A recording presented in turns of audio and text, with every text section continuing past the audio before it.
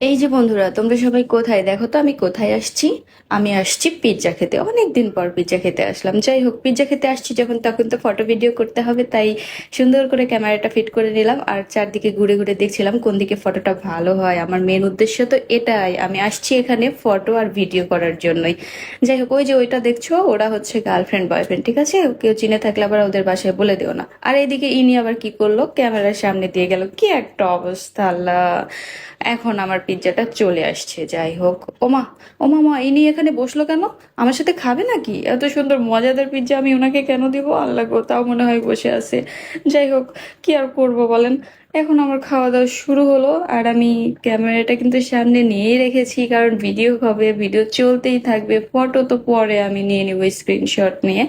যাই হোক, এখন আমি কি করছি বলেন তো? চিলি ফ্লেক্স কাটছি।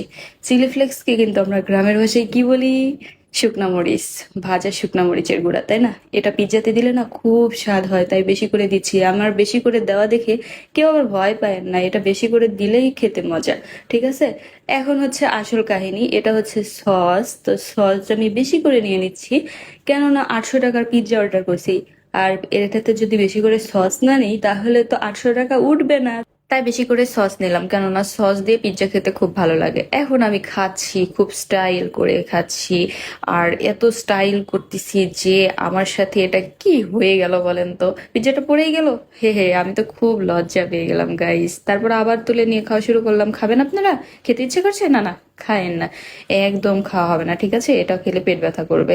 যাই হোক, আমি খুব তৃপ্তি সহকারে পিৎজাটা খাচ্ছি, কি যে মজা লাগছে আমার গাইস। আমার খাওয়া কিন্তু এখন শেষ। এখন আমি চলে আসছি বিলটা না দিয়ে। কি, তাই বলে সত্যি ভাবছেন যে আমি বিল দিইনি? না গাইস, বিলটা তো আগেই পেমেন্ট করে দিয়েছি। এখন আমার চলে যাওয়ার বলা, তাই আমি ভিডিও করতে করতে চলে যাচ্ছি। তো কেমন লাগলো গাইস, অবশ্যই জানাবেন, ঠিক আছে?